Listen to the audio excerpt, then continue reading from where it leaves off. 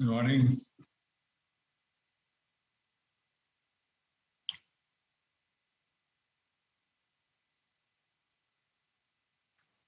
Good morning, Carlos. This is Susan.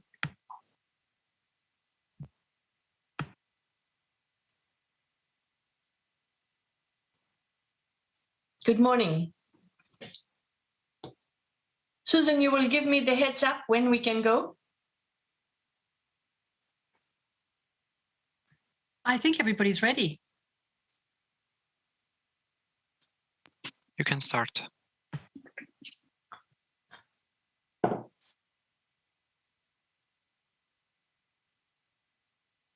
So should we wait 2 minutes more, Susan? I see a number of people connecting. It's up to you. Whatever you feel best is best. I'll just wait 2 minutes more, a minute. Okay.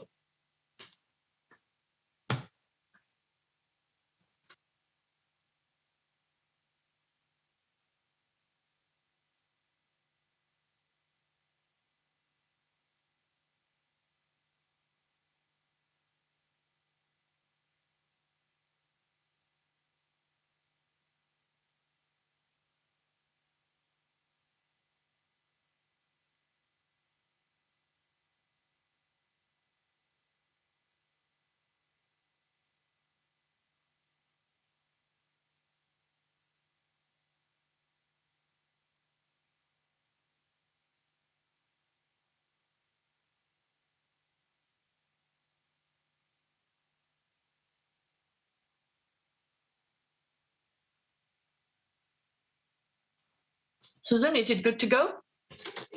Yes. Okay. Excellencies, colleagues, ladies and gentlemen, good afternoon and good morning to all of you. On behalf of the United Nations Educational, Scientific and Cultural Organization, UNESCO, based in Paris, it gives me great pleasure today to invite you to the launch of the new UNESCO report called The Race Against Time for Smarter Development. We're very proud to be launching this report here today, which is one of UNESCO's flagship projects. The event, this edition, the UNESCO Science Report, actually arrives at a very crucial juncture as countries approach the halfway mark for meeting the Sustainable Development Goals. Today's event will kick off with an introductory message from the Director General of UNESCO, Madam Audrey Azoulay.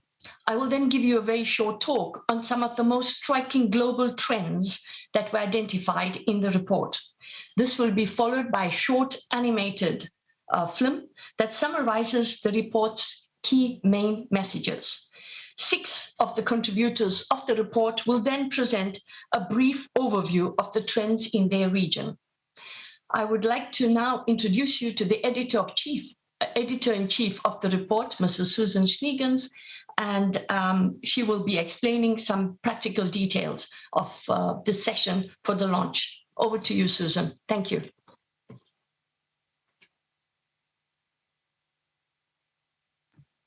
Good afternoon, good morning, excellencies, colleagues, ladies and gentlemen. During today's event, there will be 2 question and answer sessions. We would love to hear from you. So please use the question and answer function in Zoom throughout today's event to submit your questions. Those of you on Zoom will also see the chat function. Please check there for important messages and links. Should you encounter any technical issue, please bring this to the attention of our support team in the chat. Translation of today's proceedings into English and French is available in the Zoom application. Please see the chat for instructions. This event is also being streamed live on Facebook and YouTube. To all those watching the event via these streams, thank you for joining us and welcome. Thank you very much, Susan.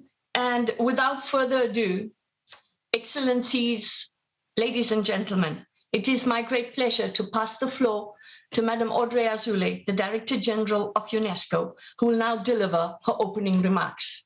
Thank you. Mesdames et messieurs, chers amis, c'est dans un contexte. Ladies and gentlemen, dear friends, it is in a very timely context that we are launching this report, and the pandemic that we're going through testifies to the invaluable contribution of UNESCO. And Harari said that the real antidote to any kind of epidemic is scientific knowledge and global coordination. And we can say that this report is very timely. It's a Herculean amount of work that has been done with 70 different authors that I would like to thank. It is an instrument which is an extraordinary perspective of comparing different policies. It is also a mirror in which we see the different problems in our society in different countries. This is indeed a race against time that we're talking about. So we have to face our responsibilities because there is a paradox here. Because on the one hand, we are fortunate, but it is also very underfinanced. Indeed, if the number of researchers has increased from 14 to 19%, this increase is only due to two countries, China and the United States. The scientific landscape is thus largely a landscape dominated by the powerful. Only four countries out of 5 only dedicate less than 1% of GDP to research and development. Sub-Saharan Africa is going to be left behind. Only 0.5% of its GDP is devoted to scientific research. And even though there are a lot of scientific and technology STI incubators have been created since 2016 on the continent. So there is potential for innovation on the African continent. Now, this science, which is increasing at 2 different speeds, has very concrete effects.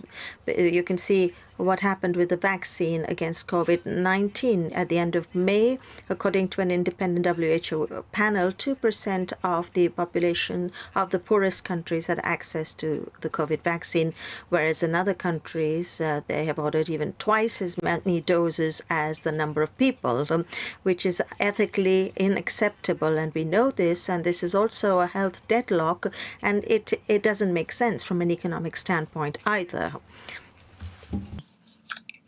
For science to fulfill its incredible potential, we need to act now. This means, of course, dedicating new resources to research. We must invest more and invest better. In other words, we must not overlook the challenges of sustainability, as is still too often the case, particularly regarding global warming, biodiversity loss, and the deterioration of ocean health, as well as the ethics of science. This is a matter of both equity and efficiency. Because a science which is inequitable or focused on the short term is fundamentally flawed. It is therefore high time that we make science more egalitarian and more open. More open to women, because as we demonstrate, only 1/3 of the world's researchers are women. And this figure drops even further in fields like engineering or artificial intelligence, which will be increasingly important in our common future. A science more open to scientists from all countries, because, as the report notes, more than 7 in 10 publications remain inaccessible to most researchers 1 year after their publication. To do this, we need to make science more transparent by looking critically at every innovation, ensuring that they integrate our ethical and humanistic values. This is essential to build trust in science.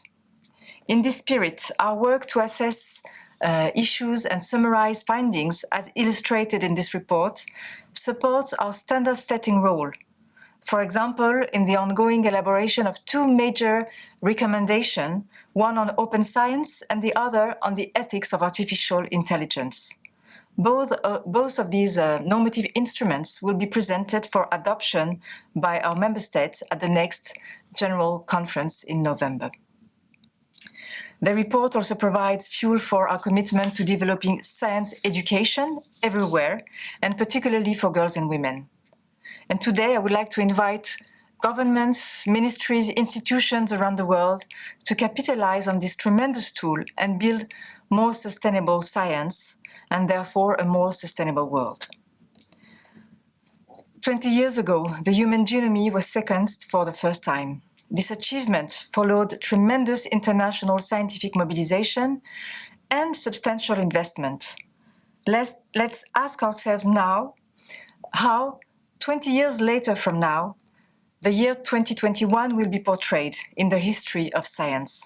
Perhaps, and let's hope, it will be seen as a time of dawning awareness. Awareness of the urgent need to support science and to build on its findings. Awareness of the need to make science a priority in public policy. Awareness of the importance of building trust in science. I thank you.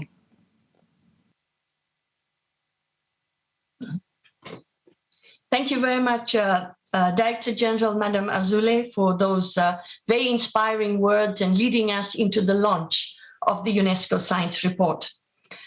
Excellencies, ladies and gentlemen, this new UNESCO Science Report is the 7th in a series.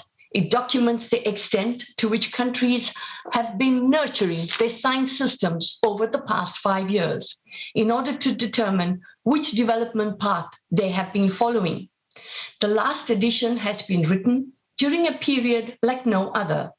It bears witness to how science systems across the world and around the world have reacted to the COVID-19 pandemic. It demonstrates how, in this crisis, countries have turned to science, both for advice and for practical solutions to combat this disease. Of course, the pandemic has energized most knowledge production systems with an often unparalleled level of collaboration observed between public and private sectors and at international levels. This high level of collaboration culminated in the approval of the first vaccines against COVID-19 in record time. There have been initiatives to foster solidarity, such as the voluntary COVID-19 Technology Access Pool, which was launched by Costa Rica and the World Health Organization in May 2020. The aim was to pool related knowledge, intellectual property, and data in an online repository. The COVID-19 pandemic is a perfect illustration of our globalized world. And in fact, many of the fundamental issues faced by people and planet today are multifaceted and know neither geographical nor political boundaries. From climate change to biodiversity loss, the global pandemics and natural disasters, the challenges we face are complex and interconnected.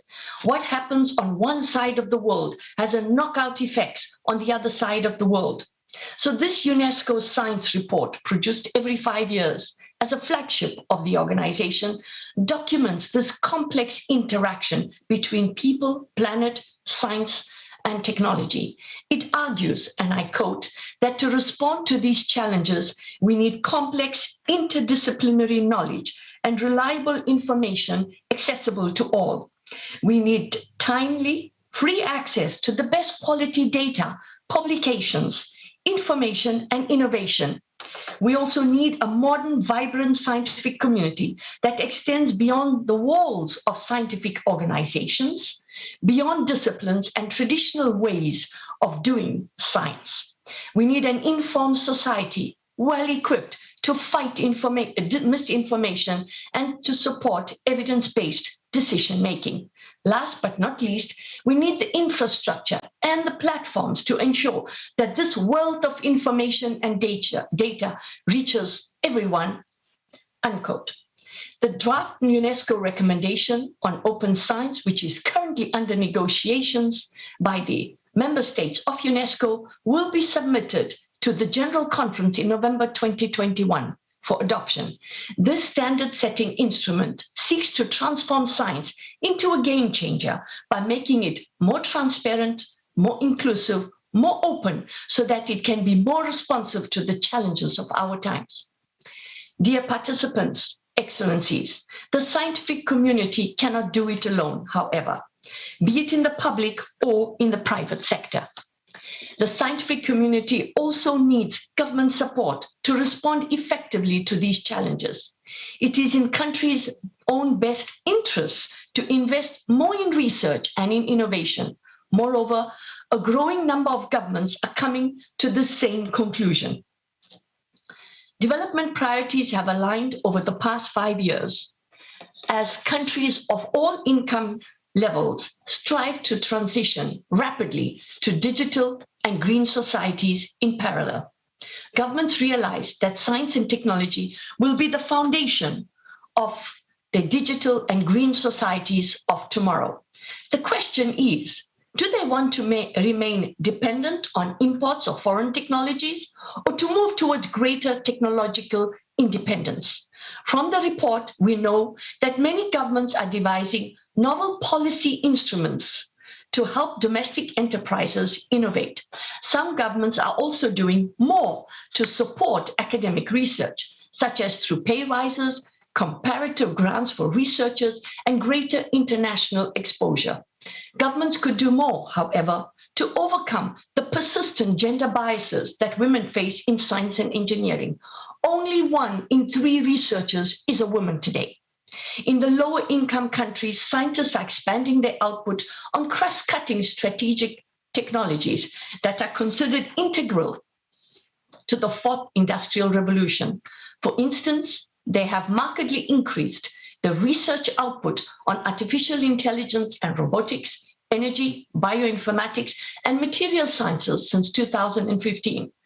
Sophisticated digital technologies such as artificial intelligence and robotics, big data, and the blockchain are finding new applications in an ever-increasing number of sectors, including governance, finance, security, health, research, the environment, agriculture, and education. The technological revolution underway is transforming our lives at breakneck speed, dramatically altering the ways in which we work, learn, and even live together. The UNESCO Science Report documents this technological revolution. With more than 30 countries already having dedicated strategies for artificial intelligence, it has become urgent to ensure a humanistic approach to the development of this disruptive technology, an approach based on values and human rights. That is why UNESCO is developing a recommendation on the ethics of artificial intelligence with the view to its adoption by member states in November this year, 2021. The transition to green societies brings its own challenges. It will entail phasing out polluting industries, for instance, and increasing investment in sustainable infrastructure such as wind farms and solar parks. It will entail developing new, greener industries and fostering a circular economy that stresses recycling, repair, and reuse. According to a new study published in the UNESCO Science Report, it is lower and lower middle income countries that are actually publishing the most proportionately on sustainability topics. And we have seen that more countries can achieve carbon neutrality in the coming decades, the better for our planet and for ourselves. We are now more than one-third the way towards the 2030 deadline for delivering on the Sustainable Development Goals. To reach them, we need to adopt a coherent policy approach with policies for agriculture, for industry, infrastructure development, energy, and other priority fields, all pointing in the same strategic direction towards sustainable development. This is not yet the case. You only need to look at the interconnectedness between ecology, health, and economics during the pandemic to understand the importance of taking an integrated, long-term approach to development planning. We shall see in the next UNESCO science report in 5 years' time whether countries have risen to this formidable challenge. In closing, I would like to express my very warm thanks to the partners who have supported this edition of the UNESCO Science Report. First and foremost, I would like to thank the Foundation Ipsen for their generous support towards the production of this series of the UNESCO Science Report. I would also like to thank all the governments that have offered to translate the executive summaries in order to ensure that their own citizens have access to the wealth of information and data contained in this enlightening report. I would like to thank all the member states who have contributed generously with the narratives in exchanging with us their roles and trends in science in their own countries. My sincere appreciation goes to the team, which was led by Susan Schneegans, the coordinator and the manager of this report since over 20 years, and to her team, Jake Lewis, who has a master's in philosophy, as well as Tiffany Straza, who has a PhD in oceanography. Without them and their last years of very hard work, we would not be here today. So I would like to say bravo to them and congratulations for helping UNESCO put back the UNESCO Science Report.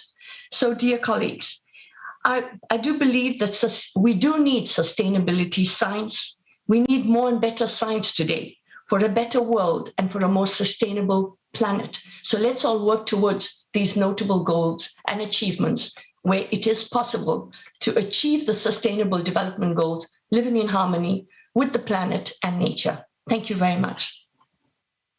Over to you, Susan. Thank you, Assistant Director General, for this inspiring talk. We shall now screen the animated film. This film has been prepared out of a desire to broaden the outreach of the UNESCO Science Report and reach a wider public. This is because the report touches on issues that are of relevance to the wider public, such as what kind of future do we want for our children, and are we using science to build a better future? So now, I hope you enjoy viewing the film. We are in a race against time for smarter development. Are we using science to build the future we want? In 2015, the United Nations adopted the Sustainable Development Goals. Many countries have since aligned their national policies on these goals. But the fact is, we are not as far along as we should be. And the clock is ticking for countries to meet these goals by 2030. We are spending more on research as a share of GDP. This means that global research spending has grown faster than the global economy since 2014. But almost half of this growth, 44%, has occurred in China alone. Despite some progress, 80% of countries are still spending less than 1% of their GDP on research. In developing countries, companies spend less on research. They tend to import packaged technologies from abroad rather than develop their own. Governments are trying to make it easier for companies to innovate, such as by providing them with tax incentives or a nurturing environment in the form of tech incubators and technology parks. In Iran, government support for tech incubators has led to exponential growth in knowledge-based firms and startups since 2015. Tech incubators are now widespread in Africa. 13 African countries have more than 20 tech hubs. Worldwide, the researcher pool has grown almost 3 times faster than the global population since 2014. By 2018, there were 8.9 million researchers in the world. That is 1 million more researchers than 4 years earlier. Some governments are taking steps to improve the remuneration of scientists. In some countries, the number of researchers per million inhabitants has grown by at least 20% in just 4 years. Researcher density has grown most rapidly in low-income countries. Worldwide, scientific publications have surged by 21%. But the G20 countries still account for 9/10 of researchers, research spending, and scientific publications. International collaboration is growing as more scientists publish with their peers abroad. This high level of collaboration bodes well for research on global challenges, such as climate change, biodiversity loss, and infectious diseases like COVID-19. Our knowledge and use of digital technologies are evolving at breakneck speed. One of the fastest growing fields of research is artificial intelligence and robotics. At least 30 countries have adopted a national strategy for artificial intelligence. Digital technologies are transforming society as we know it. This rapid upheaval has been dubbed the Fourth Industrial Revolution. In 2017, Japan adopted a new growth strategy called Society 5.0. The plan is to transform the Japanese way of life by using digital technologies to compensate for a declining population. Under this plan, flying drones will deliver goods to people living in depopulated areas. If there are not enough staff in care homes, robots will help to look after people. And with fewer people to work on farms, self-driving tractors will be used in the fields. In Brazil, the vast Amazon region has a population density of just 4 people per square kilometre. Digital technologies are allowing patients in rural areas to consult a doctor via the internet.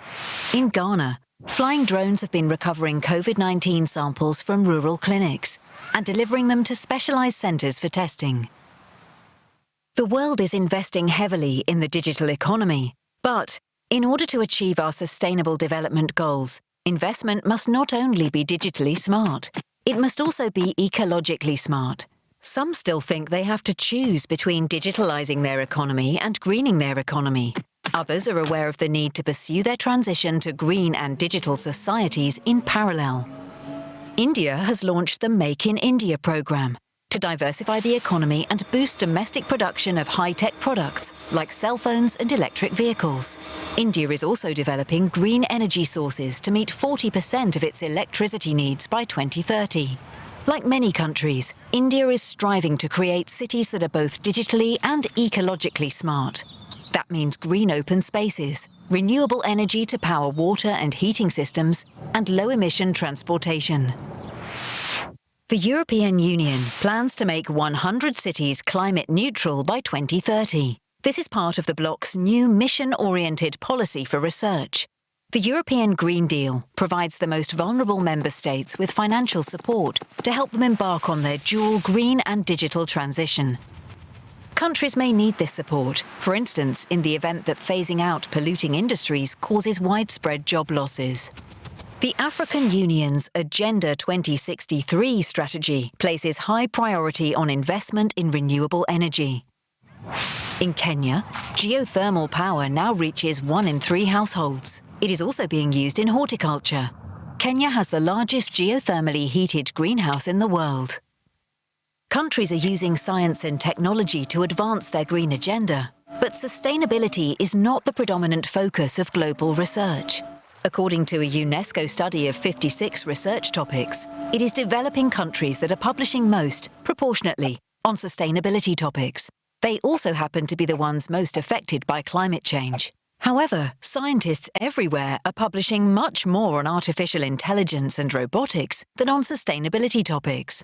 For example, in 2019, scientists published almost 150,000 articles on artificial intelligence and robotics, but only 2,500 articles on carbon capture and storage, even though we urgently need to remove more carbon from the atmosphere to limit global warming.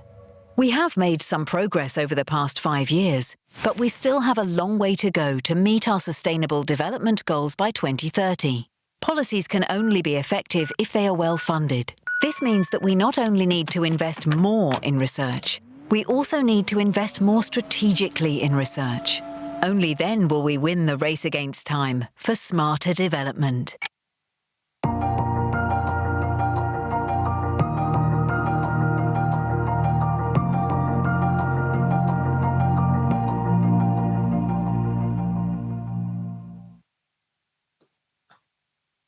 Thank you very much, dear Susan and colleagues, for having produced such an animated video that really captures smarter development.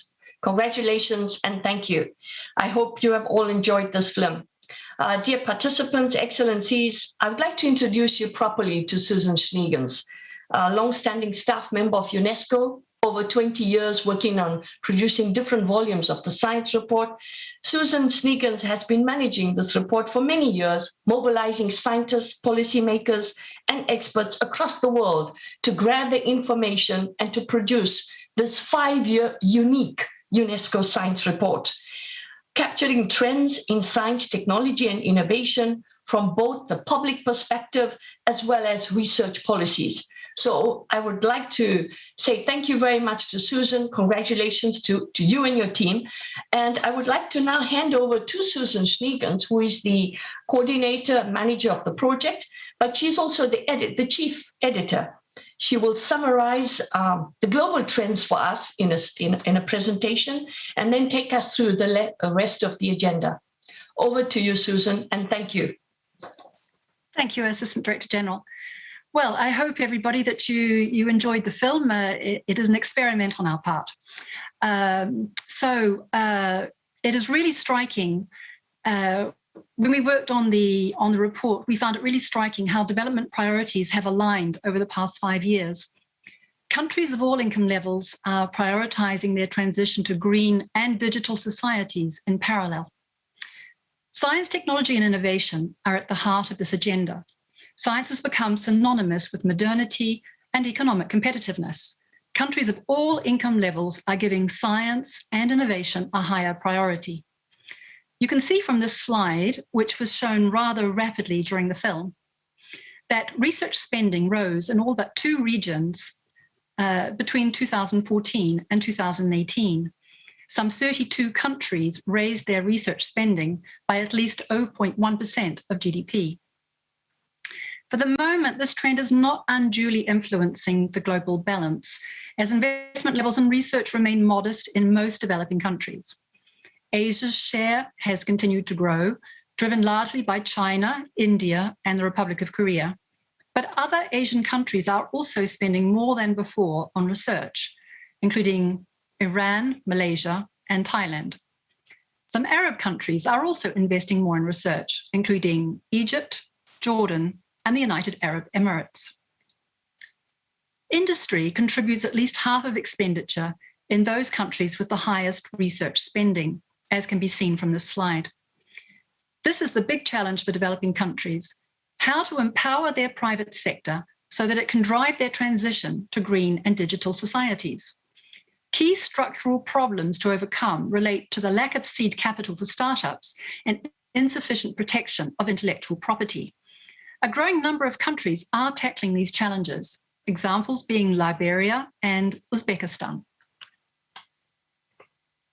One interesting development is that industry is financing a growing share of basic research in 2 countries that are innovation leaders, namely Switzerland and the USA. One explanation may lie in the torrents of big data being generated now through basic research, which form an increasingly vital component of applied research and development.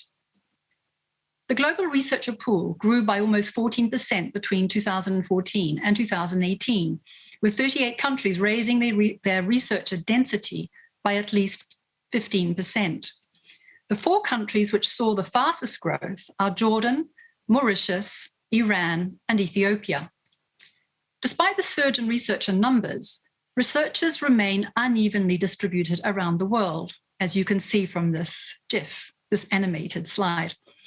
They are mainly based in East and Southeast Asia, West Asia, Europe, and North America, which cover the top half of this circle. However, there has been strong growth in researchers in Sub-Saharan Africa and South Asia.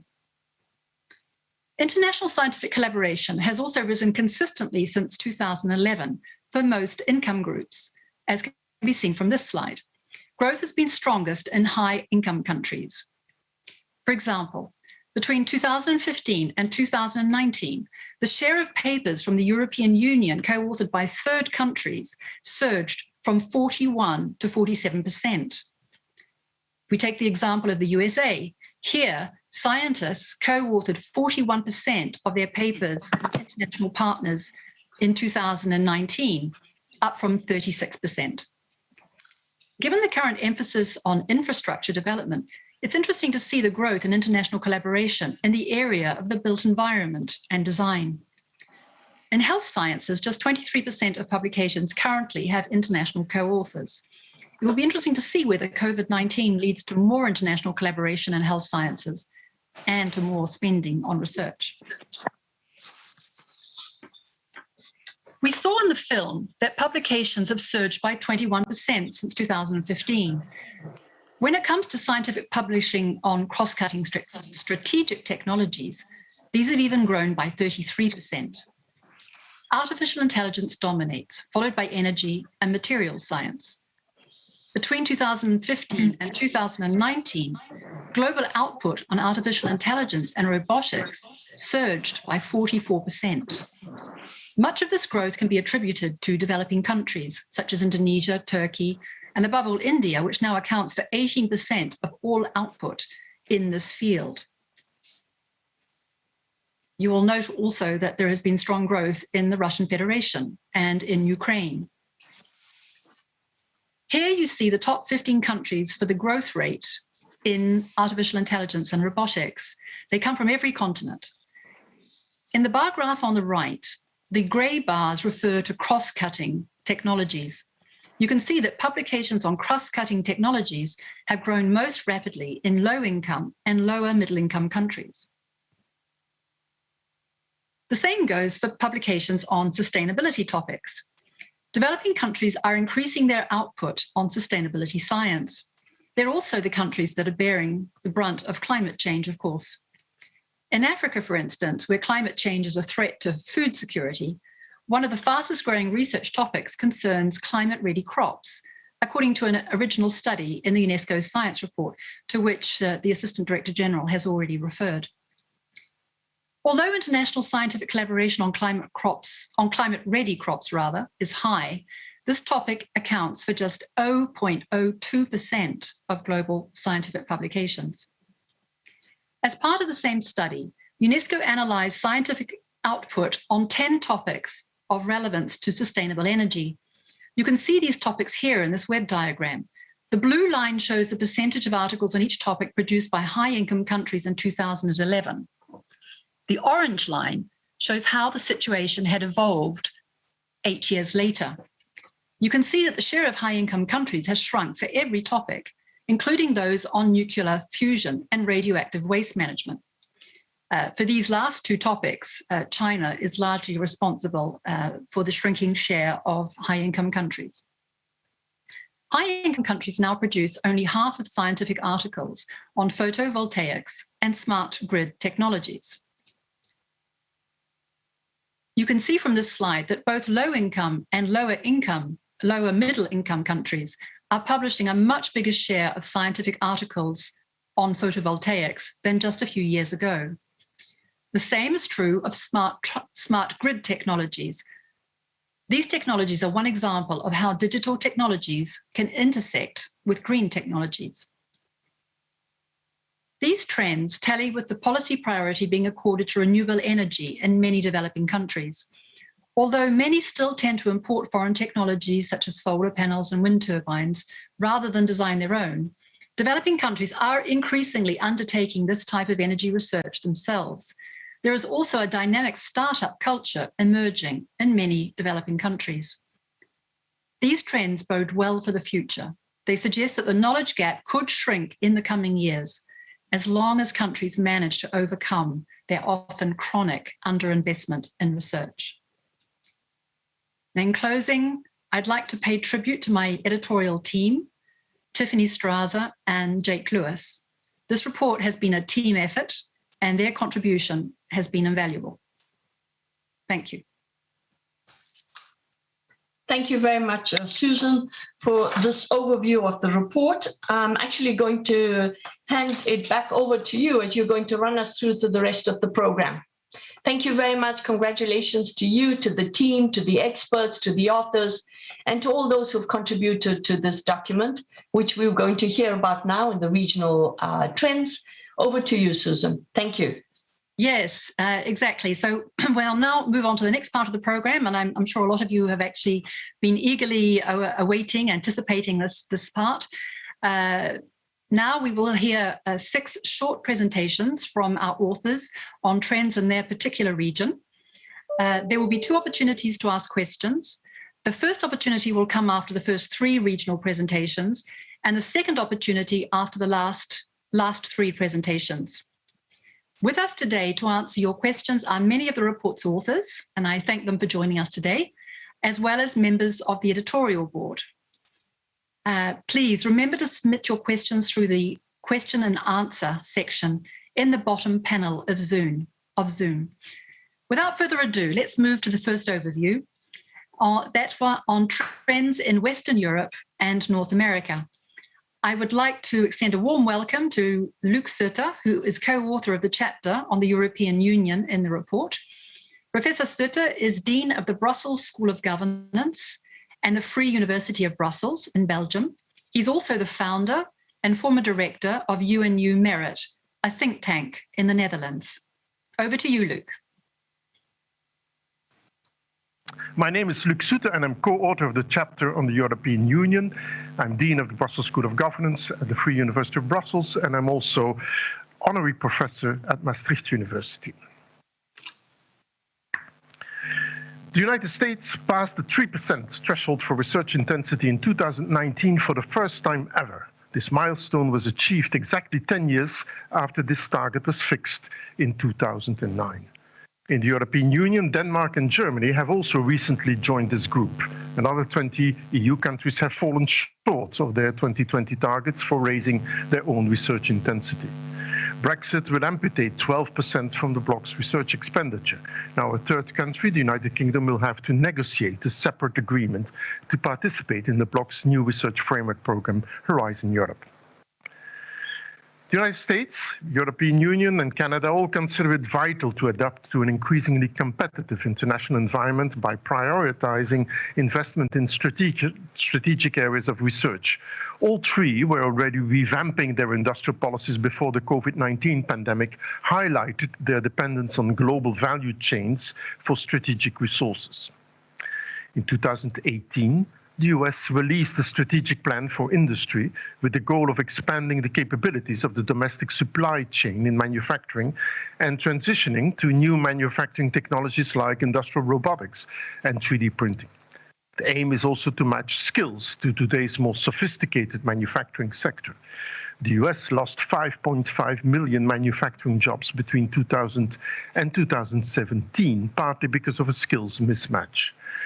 The US views some digital technologies as being critical to its future economic competitiveness. It plans to double government investment in research in quantum information science and artificial intelligence by 2022 over the 2019 baseline.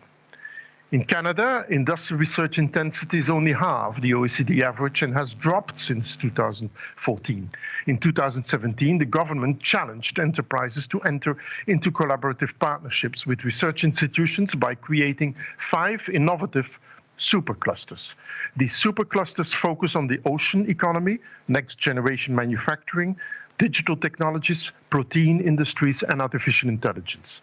The government expects the initiative to result in the creation of 50,000 jobs over 10 years. The European Union's new industrial strategy, adopted in March 2021, focuses on furthering the bloc's green and digital transition while leveraging the single market to set global social and environmental standards. In parallel to fostering climate-neutral products and a circular economy, the European Union will support the development of key enabling technologies such as robotics, electronics, blockchain, quantum technologies, nanotech, and pharmaceuticals. The European Innovation Council became fully operational in 2021. Its role is to fill the financing gap for innovative startups and small and medium-sized enterprises. The EU plans to reinforce its strategic autonomy and soft power in the coming years, including through trade, digital, and defense policies. One challenge for Switzerland is the concentration of firms in the pharmaceuticals and chemical sectors. The government has introduced a tax reform to favor research-intensive firms, and in 2016 opened the Swiss Innovation Park, which serves companies specializing in a range of fields, including advanced manufacturing, smart buildings, and robotics. The European Green Deal is Europe's new growth strategy up to 2027. The EU aims to reach carbon neutrality by 2050. To limit the turbulence engendered by transitioning to green and digital societies, the European Union has created a financial mechanism called the Just Transition Mechanism to help vulnerable countries weather the transition. The European Green Deal is integrated with the European Union's new industrial policy as part of the bloc's desire to ensure that policies, reforms and resources all point towards the same strategic goal of sustainable development. Two engines of this dual transition in the European Union are smart specialization by regions within countries and new mission-oriented policies implemented within Horizon 2020, the European Union's research framework to 2027. Norway, Iceland and Switzerland all have ambitions to achieve carbon neutrality by 2030, 2040 and 2050 respectively. Norway and Iceland have high carbon taxes and are piloting groundbreaking projects in carbon capture and storage. The US returned to the Paris Agreement in 2021 and the government has since signaled its intention to prioritize climate action and more sustainable development. Between 2017 and 2019, the US federal government had rolled back more than 90 environmental protections. A number of US states, however, respected their own commitments to the Paris Agreement. Canada has set a target to 2050 for achieving net zero carbon emissions, punctuated by 5-year milestones that are set in law.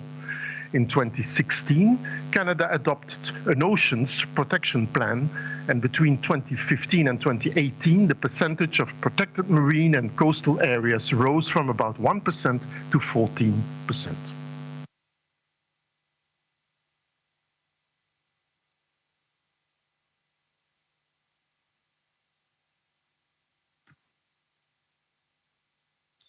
Thank you very much. We've come to the end of the first presentation, and now we're going to move smoothly to the second presentation on Eastern Europe. This will be given by Leonid Gochberg. I welcome him. He is the co-author of the chapter on the Russian Federation in the UNESCO Science Report. Dr. Gochberg is the first vice rector of the Higher School of Economics in Moscow and director of the school's Institute for Statistical Studies and Economics of Knowledge. Over to you, Dr. Gochberg. Dear colleagues, thank you for the invitation to present an overview for the Eastern European countries. Countries in this region, despite obvious differences in their socio-economic situation, meet nearly the same challenges and target greater efficiency of national science and technology policies, namely for more favorable conditions for researchers and investment climate for businesses to promote innovation. The toolkit in most cases involve better IP protection, tax regimes and venture capital provisions.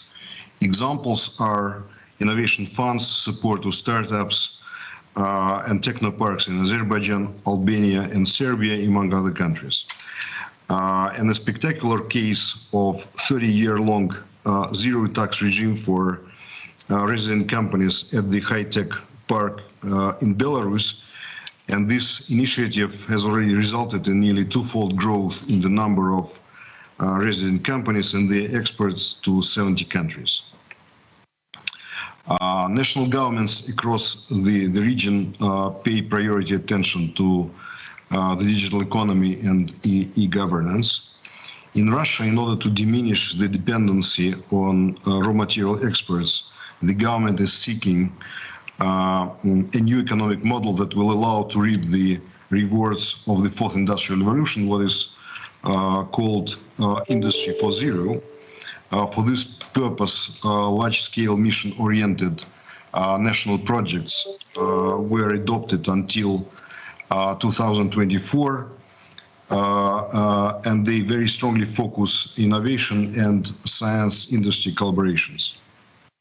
The national projects are also heavily aligned with the UN 2030 Agenda for Sustainable Development. There are also a growing number of high-tech startups in the region. As a result, for example, in Ukraine, IT accounts already for 40% of exports of services, and the national concept for the development of digital economy in society envisages creating a digital workplace. Southeast Europe and Russia are prioritizing a place-based approach to innovation to concentrate resources in priority sectors and regions and to strengthen links between science and industry. So in Russia, for example, the National Project for Science envisages the emergence of a new geography of science with world-class research and education centers to be established in selected regions, which are supposed to collaborate with local companies and also with neighboring regions. Albania, Bosnia and Herzegovina, Montenegro, North Macedonia and Serbia have all invested in their own smart specialization strategies. There are definite problems with employment in and education for science and technology. Confronted with a drop in the population of researchers, the Russian government has succeeded in pledging to raise their remuneration by 2018. This has already helped to attract more young researchers to the profession. In Albania, Bosnia and Herzegovina, North Macedonia and Serbia, the polls tell us that between 1/4 to 1/3 of the educated young generation intend to leave the countries within a couple of years.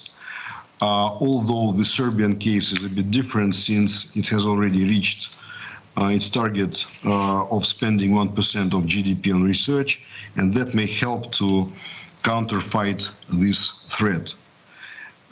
In Central Asia, there is a definite vocational crisis, and the governments intend to improve the situation when they spend less than 0.14% of GDP on research. So they are trying to improve the status of researchers by raising remuneration, launching new research grants and greater international exposure through joint research projects with international partners. A good example is Uzbekistan, where the local Ministry of Innovative Development, which was established quite recently in 2017, has tripled the average size of research grants, and they also raised university salaries and student scholarships. The transition to sustainable development is a common priority for the region. In Southeast Europe, transition to a low-carbon and climate-resilient energy sector is guided by its sustainability charter adopted in 2016. In Russia, major energy companies have signed to the National Project for Ecology by investing in green technologies, and consumption of coal and petrol as a share of the overall energy balance has already declined over the recent years. In Central Asia, in order to meet challenges of the growing energy demand and aging energy infrastructure, governments are investing in green finance with their global partners, including the World Bank, EBRD, and the Green Climate Fund. And a good notable examples are a solar energy project in Uzbekistan with foreign companies, and the Aragon Dam in Tajikistan is being built. So thank you for your attention.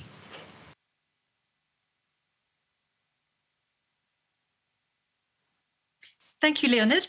And now we will be moving to the presentation by Professor Gabriela Dutrenet. She is Professor of Economics and Coordinator of the Postgraduate Program in Economics Management and Policies of Innovation at the Metropolitan Autonomous University in Mexico. Gabriela, welcome. Hello, I am Gabriela Dutrenet from Mexico. Thanks for the opportunity to share some results of the Latin American and the Caribbean regions. During the commodities boom, investment in Latin America was channeled mainly towards economic expansion rather than towards reinforcing existing infrastructure or supporting innovation and risk-taking. The end of the commodities boom has consequently ushered in a period of stagnant economic growth, coupled with a drop in research expenditure among the regional heavyweights of Argentina, Brazil, and Mexico. Latin America was one of the regions where research spending declined from 2014 to 2018. The concept of an innovation system is now widely incorporated into the STI policies in Latin America. However, there is still insufficient demand for knowledge in the productive sector. For example, in Brazil, businesses are investing less in research and patenting less. One positive development concerns the tech hubs hosted by Brazilian universities, which incubate startups. These have prospered. They are collaborating with industry and filing patents. Another example, Jamaica launched a program in 2019 to boost innovation, growth, and an entrepreneurship ecosystem that could serve as a model for the Caribbean. It is being implemented by the Development Bank of Jamaica with support from the Inter-American Development Bank. About $25 million is being disbursed over a 5-year period in the form of venture capital and grants to support innovation by existing startups and micro, small, and medium-sized enterprises with high growth potential. Program funds will also be used to develop accelerators, incubators, and technology transfer offices. More countries in Latin America are developing homegrown policies that involve experimentation, in preference to adapting policies designed abroad. These policies stress social innovation for sustainable development and are increasingly integrating local and indigenous knowledge systems. There is growing support for biotechnology, Industry 4.0, and open science. For example, under the umbrella of the STI agencies, Uruguay established the Inclusive Innovation Program in 2016 to finance projects to improve access to goods and services for excluded groups in health, food, and internet. Paraguay created the iLab in 2017 as a social innovation platform involving citizens in identifying and prioritizing problems and inspiring social innovation. The Social Inclusion Development Program in Bolivia was created in 2018 for the introduction of technologies for social innovation projects in energy and agriculture. Sustainable science is emerging as a regional research focus. For instance, the Colombia Bio Program aims to nurture a culture of respect for biodiversity. It is enriching the scant taxonomic record and supporting bioprospecting to foster the development of products and services with high added value. There have been efforts in the region to improve the resilience to climate change and to transition to renewable energy. For example, a succession of devastating hurricanes in the Caribbean has focused attention on rebuilding more resilient infrastructure. A coalition of the willing was formed in 2018 to establish the Caribbean Climate Smart Accelerator Program, which aims to make the Caribbean the world's first climate smart zone. More than 26 and 40 private and public sector partners have joined the accelerator. The Green Climate Fund is supporting an 8th project to develop geothermal resources in Dominica, Grenada, St. Kitts and Nevis, St. Lucia and St. Vincent, and the Grenadines. At the multilateral levels, the members of the Central American Integration System, CICA, are building resilience to climate change. Several countries have adopted decarbonization plans, like Costa Rica or Honduras, to reach their carbon neutrality targets.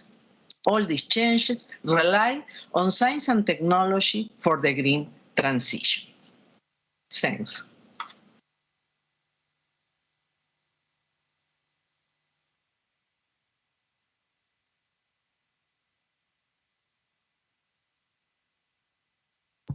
Sorry, I forgot to unmute, sorry. We're now going to take some questions. Please use the Q&A function to submit your question if you have not already done so. We have received some questions already, so without further ado, I will take this first question. A participant has asked that since countries are publishing papers in artificial intelligence, why are they not securing their inventions by securing their intellectual property rights? It's a very broad question. I wonder whether one of the authors or one of the members of the editorial board would like to explain perhaps the situation with regard to patenting in countries that are publishing now a lot on artificial intelligence, but where it is perhaps not easy to patent. Could anybody answer this question?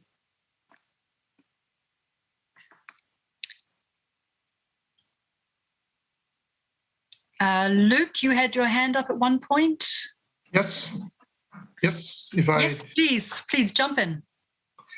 Well, I think the issue about intellectual property is a very broad one, and it is an issue which is, of course, well known in the economic literature. That is that in some sectors, intellectual property is extremely important.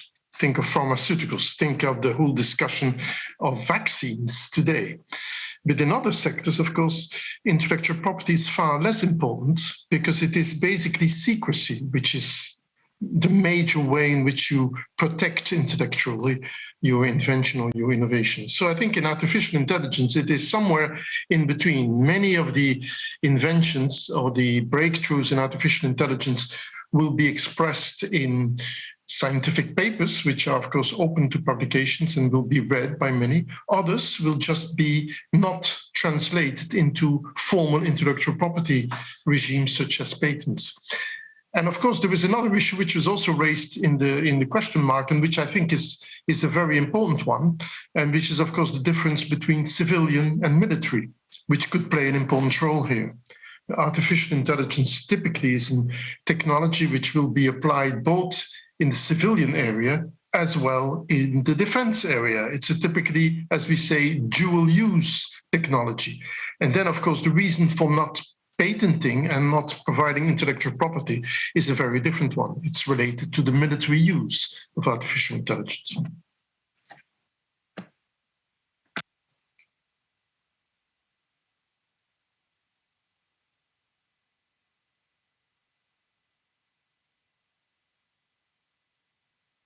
Assistant Director General, would you like to answer this question or make a more general remark? Thank you, Susan. I just wanted to add to Luke Suter and fully agree with him. One other aspect that actually hinders innovators to take patents is because of the large cost of taking a patent. Submitting an application to a patent takes, could take anything up to several years, and it's extremely costly as well, which is one of the reasons why we see a delay in the submission of patents for the artificial intelligence breakthroughs when compared to the papers that appear in scientific publications. It takes much longer, it's much more expensive, it may not always be accepted by the intellectual property house, and these could be hindering the IPOs. Thank you. Thank you. There's a study that is cited in the UNESCO Science Report in chapter 19 from memory, and they found that it cost more than 10 times as much to patent in Africa as it did to patent in the United Kingdom. So, Alison, would you like to answer that question? Yes, thanks, Susan. Just to add to the comments from our region, the CARICOM region, I know specifically the Eastern Caribbean, the legislative framework is just not there to support and protect intellectual property. And of course, because we're not really operating from a culture of really research based, what's driving the discussions now is the limitations of that, the IP infrastructure and how it's stymieing the growth in the creative sector for trade purposes. I mean, our dancers, you know, our region is rich with a lot of creativity.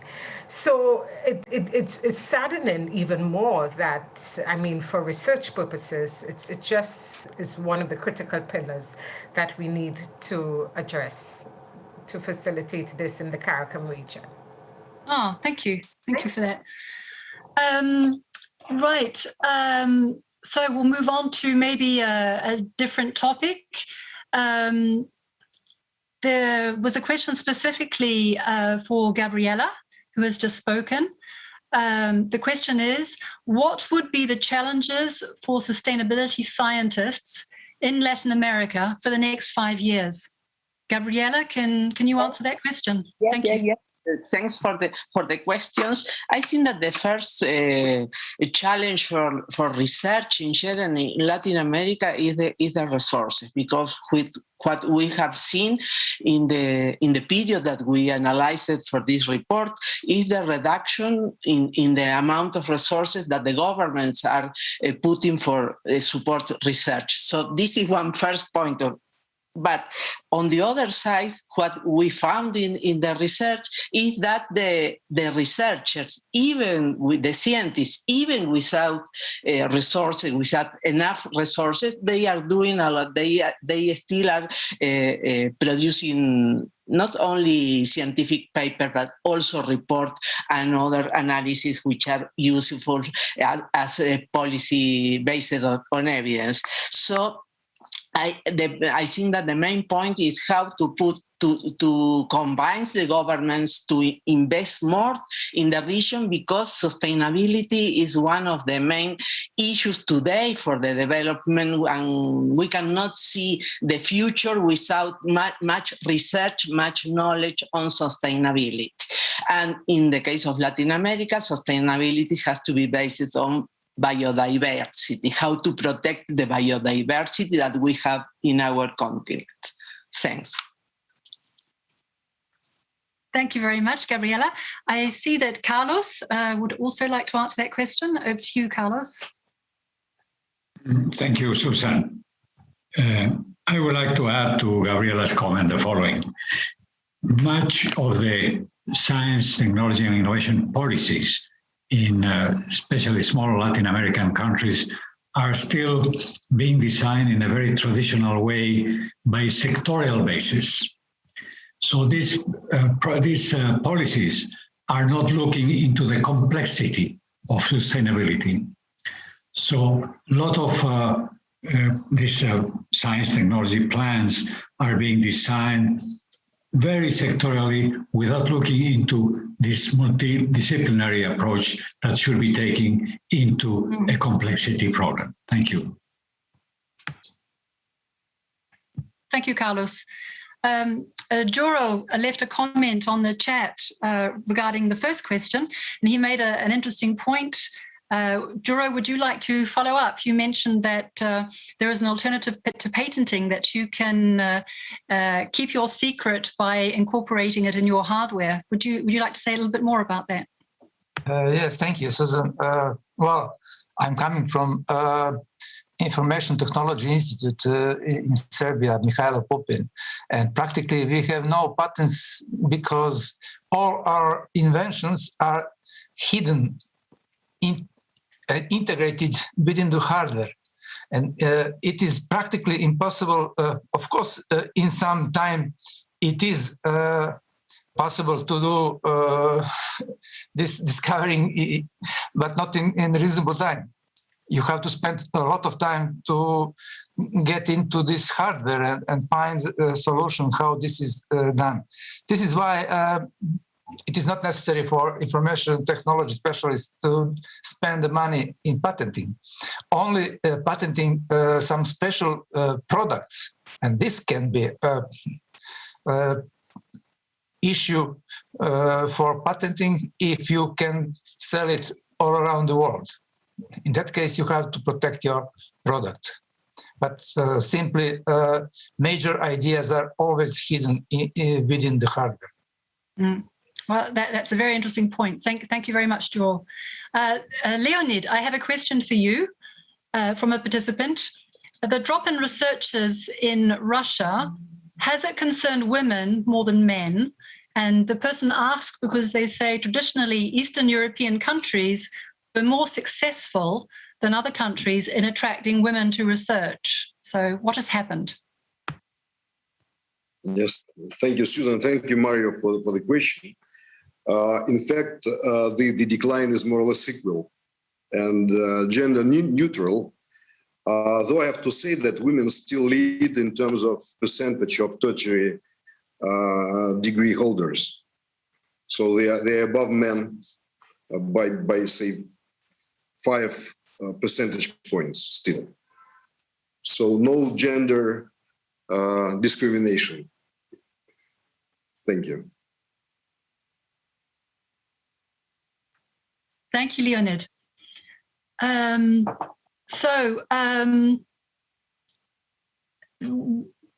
There is a person who asks whether any of the participants is familiar with the African Green Wall project and whether they think it is a model that could be replicated elsewhere. Does anybody, would anybody like to answer that question?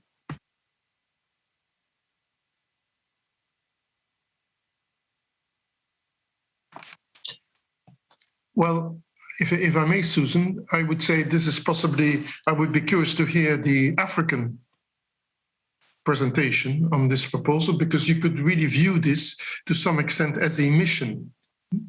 As in Europe, we have these several missions, some of which are highly specific to Europe itself, such as, say, the 100 sustainable cities. You could imagine that in the African continent, in the African Union, similar missions would be put forward, such as this case of the Green Wall Project. I think would be a very reasonable and sensitive mission for a group of African countries to unite and to put this forward as giving direction to research and to science and technology covering the full spectrum of green technologies associated with this green wall. So I would argue that this would be a fascinating field for an African mission. Of course, supported and funded by the international community, including the European Union, of course. Oh, thank you. It's an interesting idea. We'll see whether anybody picks up on that, maybe after they've heard the presentation on Sub-Saharan Africa. Well, shall we move on now to the first of the next 3 presentations, the last 3 presentations. The next presentation will be on the Arab states, and it will be given by Dr. Monif Zoubi, whom I welcome warmly. He is co-author of the chapter on the Arab states, and Dr. Zoubi is also science advisor to the Interaction Council and former Director General of the Islamic World Academy of Sciences. Over to you, Monif. Good afternoon. My name is Monif Zoubi. I'm one of the co-authors of the Arab States chapter of the UNESCO Science Report 2021. In this presentation, I would essentially focus on the salient features that we have attempted to cover in the report. One of the ideas that came up throughout our work was the idea of the fourth industrial revolution. The fourth industrial revolution has become an explicit policy priority in a number of countries, including many Arab countries. And several Arab countries have adopted or are planning to adopt national strategies for artificial intelligence, including Algeria, Egypt, Tunisia, Saudi Arabia, and the UAE. For the Gulf states, their digital agenda is part of a broader strategy to expand non-oil sectors of the economy. whilst other countries are seeking to foster manufacturing and assembly industries with high added value, such as in the field of aeronautics, space, automotive, and electronics industries. An example of this lies in the idea that was adopted by the Tunisian government, which is partnering with 41 foreign electronics companies to install research centers in these companies in areas such as the Internet of Things, smart cities, renewable energy, and smart grid technologies. Of course, I have to mention here, in the domain of human resources development, to mention a young researcher from Saudi Arabia, Dr. Nazik Al-Atab, who has been working on an electronic device that could be implanted in the brain to enable the deaf to hear, the blind to see, and the paralyzed to control robotic arms and legs. She's one of the laureates of the L'Oréal UNESCO for Women in Science International Rising Talent Award. Next slide. In this slide, we will talk about research and development, having talked about capacity building and human resources development, and mention that in Morocco, for example, there has been an example of the School of Digital Engineering and Artificial Intelligence that was founded in 2019 in partnership with the Polytechnic School of France. And in Jordan, there has been an attempt by the Jordan Ministry of Digital Economy and Entrepreneurship to launch a youth technology and jobs project in 2020. And this is supported by the World Bank. This project aims to raise the number of digitally skilled youth by establishing a National Skills Council for Information and Communication Technology. Next slide, please.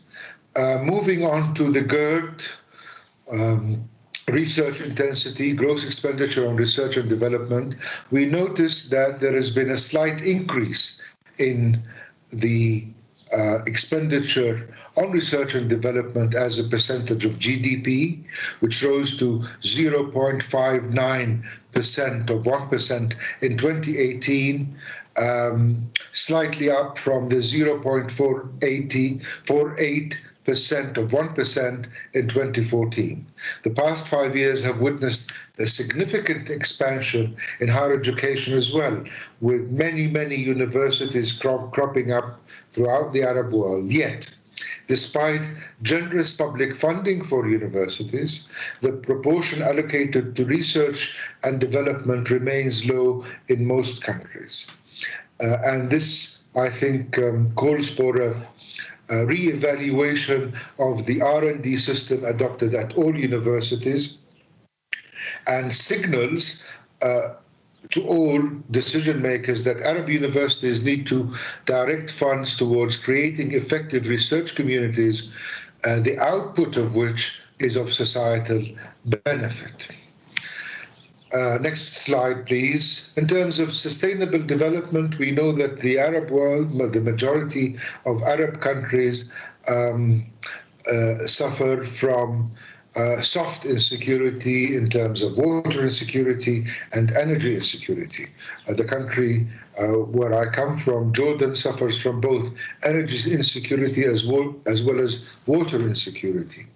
And I think within the context of the Sustainable Development Goals, it's important to highlight that water scarcity, soil erosion, as well as environmental degradation present serious challenges to most governments, and that most governments are embracing science-based solutions such as indoor vertical farming, desalination, and large-scale solar plants to address these problems. Lastly, in terms of the impact of governmental actions on the economy, it's worthwhile to highlight the big infrastructure projects that are currently being implemented in a number of countries, in countries such as Egypt, where such projects have had a positive impact on the economy of the country and are actually creating jobs for young people and positively impacting the whole economic ecosystems. And I think there are many lessons to learn from that experience as well as many other experiences in the Arab world. The report will be part of the UNESCO Science Report for 2021 and will include a lot of policy recommendations that can be useful for decision makers in our quest to really activate the STI ecosystems in Arab countries for the benefit of socio-economic and human development and for achieving the 2030 Agenda on Sustainable Development.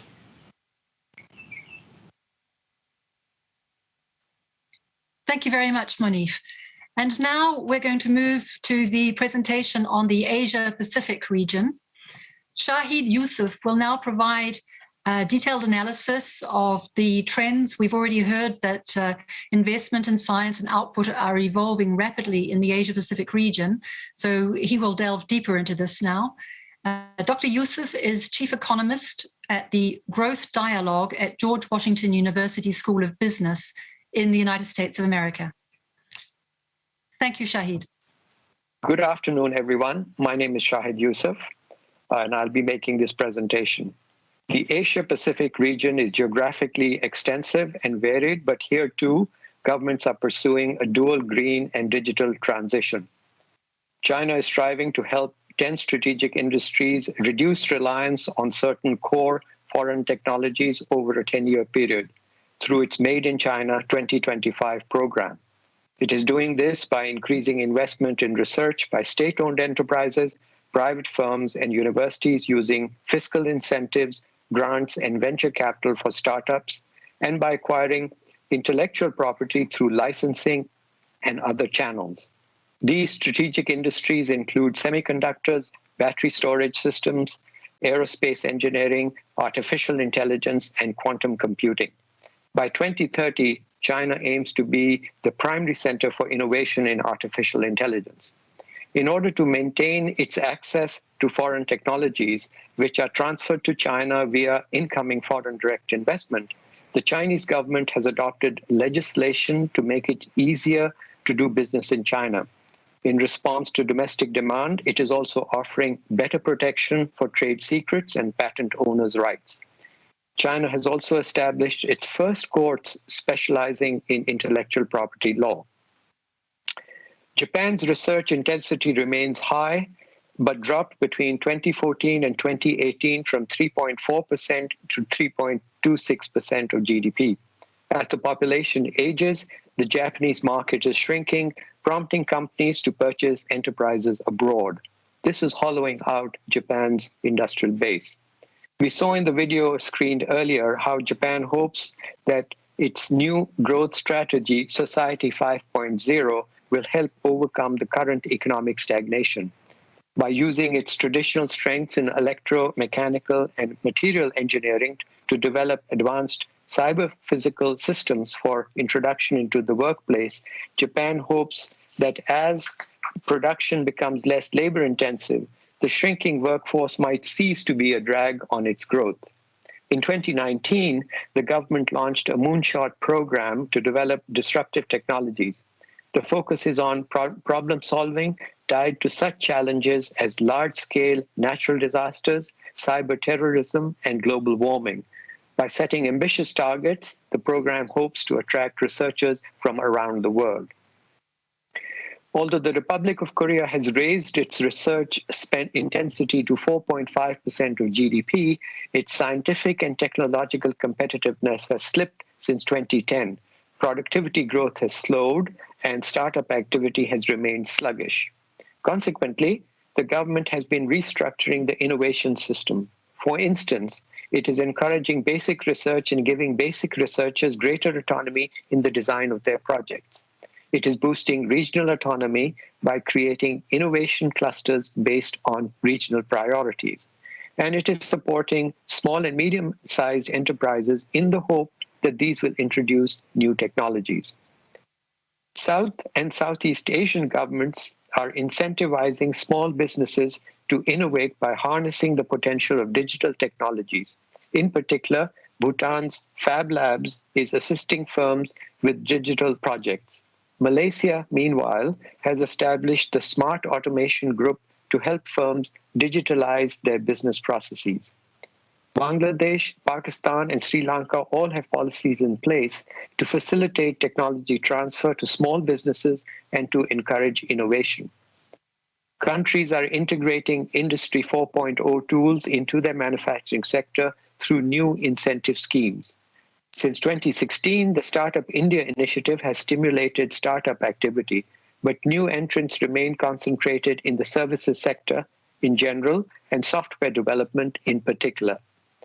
An innovation hub specializing in the Internet of Things was inaugurated in April 2019 in Hoa Lac High-Tech Park in Hanoi, Vietnam. Countries are devising new, more flexible funding models to accommodate the rapid pace of technological development. Singapore's research funding model builds in contingency planning. Its research budget leaves white space for emerging priorities like cybersecurity during 2011-2015 funding cycle. In Asia and the Pacific, renewable energy is increasingly viewed as means of reducing costly imports of fossil fuels and to enhance energy independence. 6 Pacific Island states plan to generate all of their electricity from renewable sources within a decade. Since 2016, Sri Lanka has been promoting the installation of small rooftop solar power plants for households and businesses through its community-based Battle for Solar Energy project. Hydropower is Sri Lanka's principal source of electricity, but declining rainfall is reducing the long-term potential of hydropower. I thank you for your attention. Thank you very much, Shahid. And we're now going to turn to our last speaker, Professor Erika Kramer-Mbula, who will provide an overview of trends in sub-Saharan Africa. She is co-author of the chapter in the report on Southern Africa, and she is Professor of Economics at the University of Johannesburg in South Africa. She is also the Department of Science and Innovation, National Research Foundation, and Newton Fund Trilateral Chair in Transformative Innovation, the Fourth Industrial Revolution, and Sustainable Development. I don't think you can get a more appropriate CV than that. Over to you, Erika.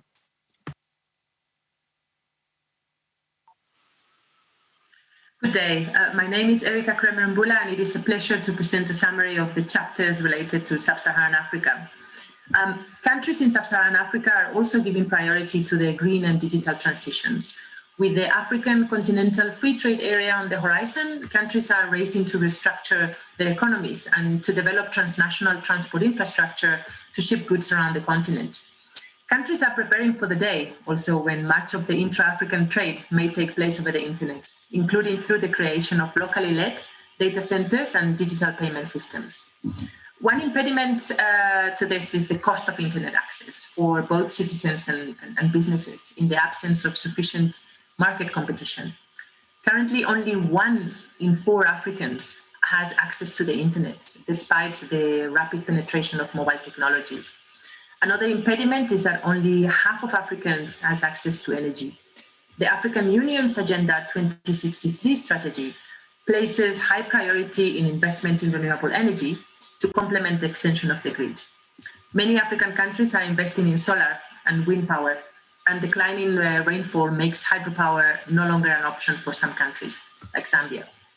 Between 2015 and 2018, the share of renewables in Southern Africa's power capacity rose from 24% to 39%. There is a trend towards greater intra-regional collaboration in research. Most countries now count other African countries among their top 5 scientific partners. Regional centers of excellence are also a growing part of the African research landscape, but the focus varies. For instance, one center in Ethiopia is focusing on innovative drug development as Ethiopia plans to develop a pharmaceutical industry. Another one in Nigeria specializes in the genomics of infectious diseases like Ebola. A center in Cote d'Ivoire specializes in sustainable mining. The new African Institute for Fundamental Research in Rwanda teaches and conducts research in artificial intelligence-related areas. Sub-regional and Pan-African research programs are fostering collaboration. Since 2018, the ECOWAS Research and Innovation Support Program has awarded an annual grant to researchers from the sub-region. And to qualify for this, the project team must include researchers from at least 2 of the 3 blocks of English, French, and Portuguese-speaking countries. South Africa is leading the development of an African open science platform to facilitate international collaboration and data-intensive research. Sub-Saharan Africa devotes 0.51% of its GDP to research, and the Africa Academy of Sciences has recommended higher levels of African investment in training, research, and innovation to reduce reliance on external sources of funding. Statistics remain limited, and there is a lack of policy monitoring and evaluation. Despite this, some governments are devising novel policies. For instance, Burkina Faso has introduced federative research programs to encourage ministries to implement programs in partnership to improve synergies. Both countries and regional economic communities are implementing science, technology, and innovation policies and sectoral policies for energy, agriculture, digital technologies, and so on. 18 out of 38 Sub-Saharan African countries now have STI policies. In 2017, the Central African Economic and Monetary Community adopted a Central Africa Energy Policy to 2035 to ensure reliable and efficient energy infrastructure for the region. The East African Regional Policy for Science, Technology and Innovation has just been approved. Countries are using research and innovation to cushion shocks related to climate change and viral disease outbreaks, such as Ebola and the ongoing COVID-19. For example, West African countries are faced with increasingly capricious weather patterns that are threatening food security. And for this, they are developing expertise in climate change with the support from the German government. And this scheme has three thrusts: a research program, a graduate studies program, and the establishment of observation networks. During the COVID-19 pandemic, Africa contributed to 13% of new or adapted technologies worldwide, including in fields such as robotics, 3D printing, and mobile apps. Out of the 56 research topics studied by UNESCO, those showing the fastest growth in Sub-Saharan Africa over the periods 2012 to 2019 were climate-ready crops, great battery efficiency, and ecological construction materials. And finally, countries are hosting a growing number of tech hubs, but startups still face a shortage of local business angels and seed capital. Patenting also remains a costly and complex process for African innovators. Some countries and regional economic communities are reforming their intellectual property regimes. For instance, in 2018, ministers in the Southern African Development Community adopted the regional framework and guidelines on intellectual property rights to foster mutual cooperation and on reforming national intellectual property regimes. Thank you.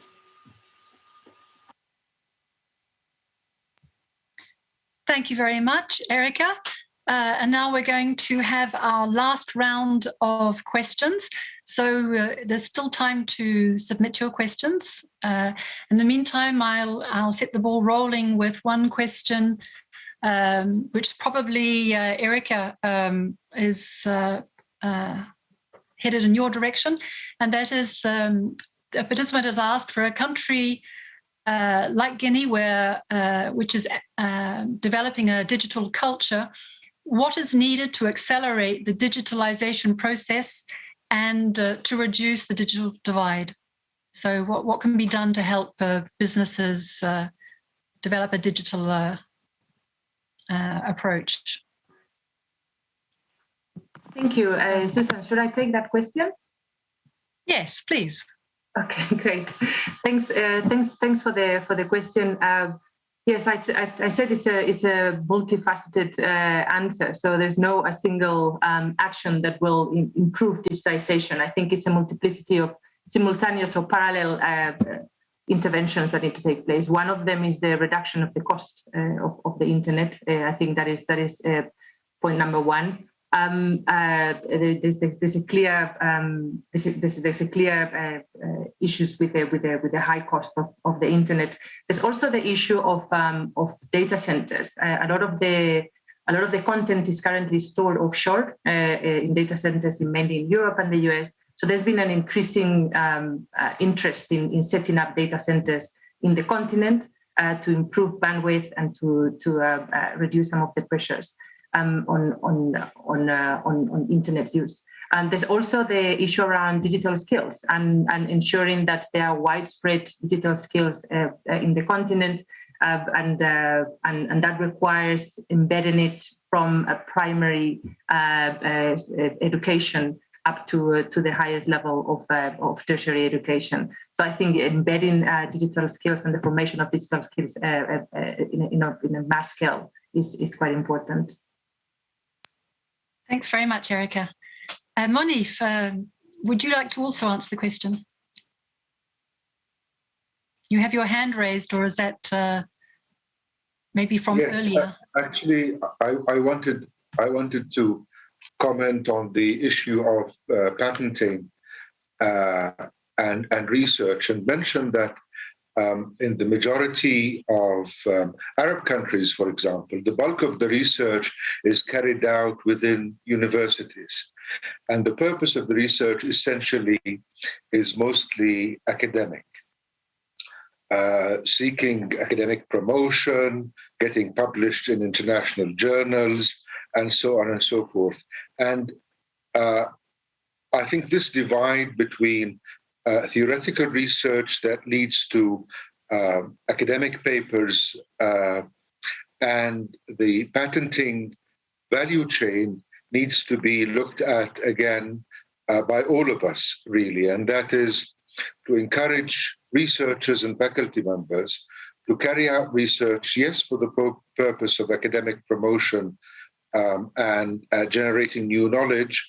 However, perhaps at the back of researchers' minds has to be the fact that at some point this newly developed knowledge has to be patented and commercialized so that all of us benefit from advances made by researchers within the academic community.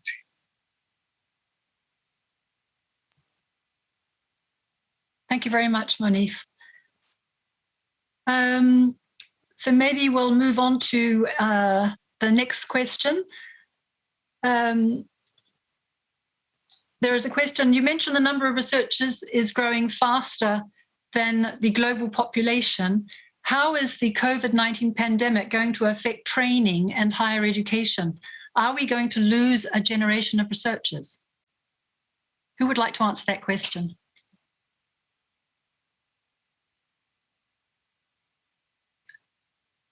Abdelkader, would you like to answer that question?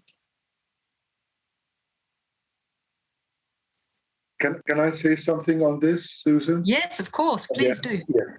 Oh, hello. Yes. I think the last 18 months or so what has happened over the last 18 months has affected the whole STI ecosystem globally. We really need to revisit many of the guiding principles that we've had on the international level and the national level in our STI ecosystems to learn from the experiences that we've accumulated over the last 18 months. We need to look at research priorities, the way that our ecosystems at the national level and international levels function at times of crisis, to address pandemics and so on and so forth. We need to develop new mechanisms using AI, for example, to utilize the power of AI to quantify our capacity to respond to pandemics, such as the COVID-19 pandemic. We need to really activate and energize international scientific collaboration in the domain of vaccine development. The last 18 months have really changed the parameters, the principles that have guided the STI ecosystem over the last 30 years. And I think under UNESCO leadership and people like yourselves and various UNESCO staff, we really need to learn the lesson, because academics and medical doctors and public health experts tell us that this pandemic is not the end of the story.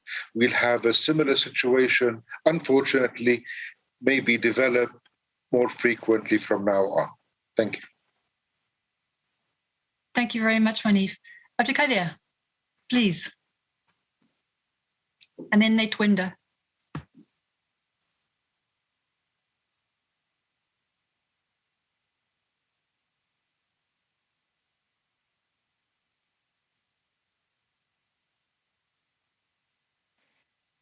Could you please unmute? Abdelkader, we can't hear you. You have to unmute. Sorry. Yes, I would just say this is just to complete somehow what Manif just said. My view is on the opposite, because as we have seen in our part of the world, the COVID situation has in fact given a boost to several initiatives and several ideas to come into being practically in all fields, what we call awakening the dormant capabilities. And you see tremendous amount of initiatives taken following the COVID situation. And if you follow on from there, you see also that research and research topics and the literature which is being produced about around COVID, in all fields, has practically exploded within the last year. So I would say this is an opportunity to really give a new impetus into research, and particularly collaborative research. Like what I saw, that this is one good opportunity for doing research jointly, because this is also a joint concern to the humanity as a whole. Thank you very much. Netwinder? And we have interpretation in English and French, so if you would prefer to speak French, then please don't hesitate. Okay, I would like to speak in English. Thank you very much. I would like to mention the effect of COVID on the research systems, and take example of the West African area. And as you may noticed in the report, most of the universities and research programs are relying on international funding for research in this area of the world. And the COVID-19, what COVID-19 has done is to further out these programs, because you cannot travel, and PhDs has lost the grants because it required some kind of collaborations. And for those programs which were going on, the PhDs are not allowed to travel to the collaborating countries. And the program which we're about to start has been just frozen out. So I think that we are yet to evaluate this amount of the impact, but we notice around us that many of my colleagues has just been left out, during these difficult months. But what I would like to notice is what Burkina Faso has done, and that has helped in terms of resilience during this COVID-19. What you've mentioned as a federative research programs has helped a lot in medical research and in social science research. And the federative research programs are in fact capitalizing or innovating in terms of bringing together the ministries, the sectoral ministries, and the higher education ministry. As you know, at the beginning of, in the early 60s or 70s, where universities hasn't yet developed, research and technical experimentation has been done in ministries, in sectoral ministries. But on the long run, these haven't been, relocated in university when universities have been created. So in terms of impact, for a long time, research has been done in sectoral ministries and leaving universities out of funding. The federative research program has just brought up these initiatives and now allowing ministries, sectoral ministries and higher education to work together. And during the COVID-19, the Ministry of Health and the Ministry of Higher Education has been, liaised to develop, inputs on the response to the COVID-19. So I think that most of the program and the other side, it has emulated some kind of indigenous responses. And Burkina Faso, on which I've worked on, has responded in some ways by exploring some of the program it has initiated. And I think that the research, the federative research program can be some kind of pilot for other countries, which I know in the Francophone area, where research has mainly done in ministries, in sectoral ministries than universities. Thank you. Thank you, Netwanda. I'm now going to call upon Shahid Yusuf, who has his hand up. And then I think another author, Hanan Chaimovich, also wanted to speak. So after Shahid, I'll pass the floor to Hanan. And I think afterwards we'll probably be out of time. So we'll have to stop there. Shahid, please go ahead. Oh, thank you, Susan. I just wanted to add 3 or 4 more points with regard to what's happening to research these days. And this is what I hear from colleagues. One is that access to laboratories has been somewhat less easy. And a lot of people are having problems trying to maintain mice and other animals in these laboratories. So this is one factor, that certain types of research is being impeded. Second kind of research which is being impeded is field research. A lot of people, because of quarantine, visa restrictions, problems with travel, are not able to pursue research ventures which they had in other countries. And also this has affected the collaboration with partners in these countries. The third thing which seems to have happened is with regard to hiring of researchers. What I'm hearing is that last year, at least, many universities and other research institutes were a little bit more cautious about extending invitations to people. So that again may have had a temporary hiatus in hiring. However, looking forward and looking at what is happening to research funding in some countries, researchers are now much more confident and much more encouraged by the possibility that in the years to come, there'll be a lot more opportunities to do research because there'll be a lot more funding for this research, particularly in some areas. So thank you. Thank you very much, Shahid. Hernan, I understand that you wanted to speak. Would you like to take the floor? Of course. Please. Thank you very much for letting me make 2 points. One, if you take Brazil as an example, the universities have more patents than the industries. So the problem is not a problem of knowledge transfer to the manufacturing sector, but the lack of investment in research in the manufacturing sector. So the roles have to be maintained. The principal role of the university, especially a research university, is to produce knowledge. And of course, that knowledge is transferred. And we know that in Brazil, the number of papers that are published together between the university and the industries is growing exponentially. But if you look at our chapter, you can see what I mean. The second point I want to make is regarding the importance of fundamental research. Why do I do this point in the COVID era?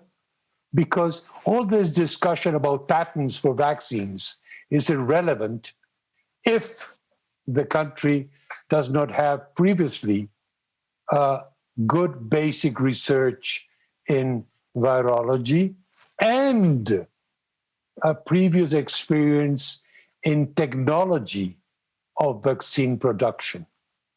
So again, the basic fundamental research in virology and the capacity to produce previously vaccines is absolutely important. Susan, thank you. It's very nice to see you again. It's a mutual pleasure, Hernan. Thank you very much. I'm going to call on one more author, Sean Sadregazi.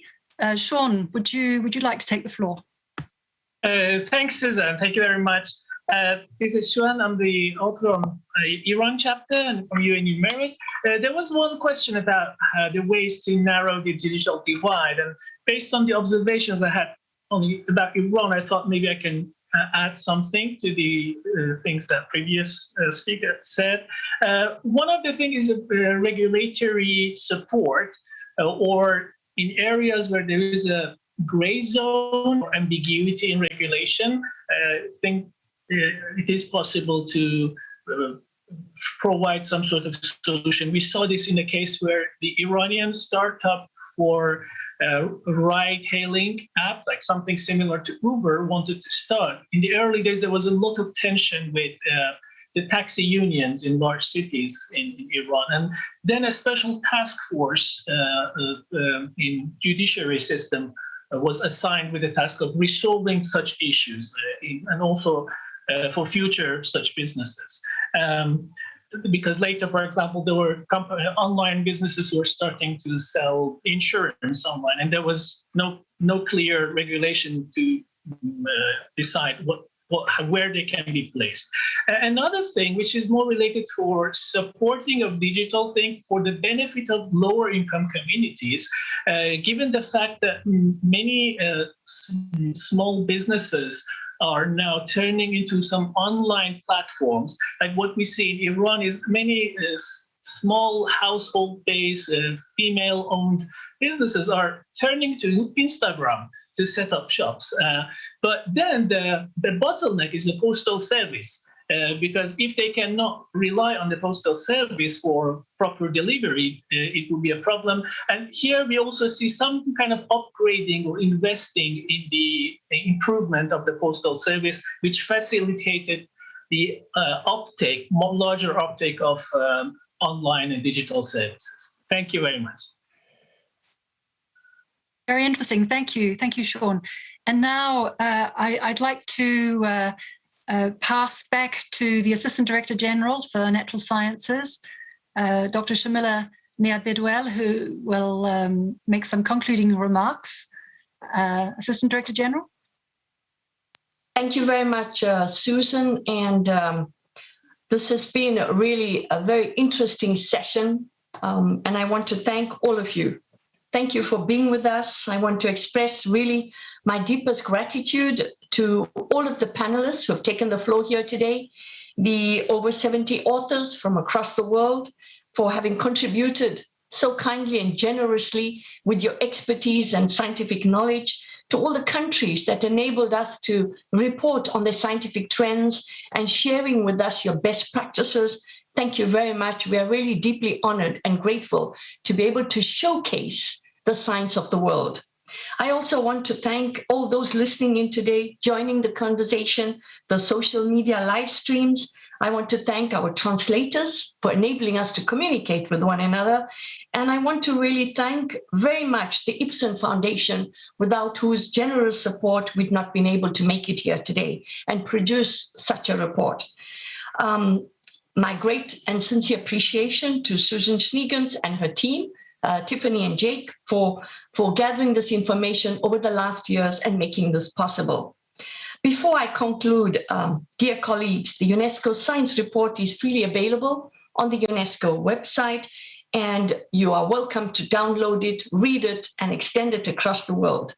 We hope this event has given you really a flavor of what the report contains, and it has piqued your curiosity to learn more and to download and read the report. So before I conclude, I would like to share with you UNESCO's take on science. And 75 years on, UNESCO continues to attach much great importance to science literacy as to science itself. The importance of scientific literacy is evident now more than ever. People are looking to science for answers to combat and control the COVID, to understand climate change, biodiversity decline, and for all other concepts in life. Science has really become fundamental and crucial as the lever for sustainable development. And UNESCO strengthens the science literacy throughout its intergovernmental, international scientific programs, the networks of research institutes, the affiliated centers in natural resources management, namely water, ecological, earth sciences, and biodiversity. UNESCO also enhances science, technology, engineering, and mathematics education, known as the STEM, at all levels. And STEM is indeed instrumental to understanding and literacy regarding science. So we have witnessed science literacy among all actors of society that is so crucial to fighting and controlling the spread of the coronavirus. And dear participants, we live in an era of constant scientific discovery. Therefore, a basic understanding of science is vital for all of society in today's technological world. Our environment, our health, our day-to-day lives, the food we eat, all lives, all things around us requires an understanding of the basic science facts and concepts. Understanding the physical and natural world around us requires a firm grasp of scientific literacy. And since 75 years on, UNESCO continues to promote an integrated scientific agenda to better understand the world, to identify the boundaries, the tipping points, and to better understand the impacts of climate change, biodiversity loss, and a pandemic such as the COVID. A scientific literate society is one that is able to use and openly access the advances of science, harness its benefits, and understand its insights. Science literacy also promotes a scientific culture and involves citizens, communities, and policymakers. But dear participants, we have seen throughout this presentation today in the UNESCO Science Report that science has value only if we know where to find it, what to do with it, how to select it, how to integrate it into a system for human and planet well-being. The new modes of digital communication today by the social media calls for new modalities of science literacy, and UNESCO is committed to disseminate scientific knowledge for the benefit of societies. The world is engaged in a race against time to rethink development models by 2030, and the UNESCO Science Report subtitle, The Race Against Time for Smarter Development, captures this urgency. Science is humankind's greatest enterprise. We need more science. We need better science. We need more open science, which is accessible to all to ensure that no one is left behind. We look forward to working with you to ensure that the next report, the UNESCO Science Report, will really demonstrate that the race against time for smarter development is possible. So thank you all very much. Congratulations to all of you. And thank you for joining us in the launch of this report. Let's keep the conversation going. Do not hesitate to message us at sciencereport@unesco.org. Thank you for joining today's event and looking forward to working with you to spreading the word of science for today, for people, for planet, and for our future generations. Thank you very much. And congratulations to all of you. Thank you. Thank you, Susan, and thank you to all the participants, all of you, for being with us here today. Thank you very much. Thank you.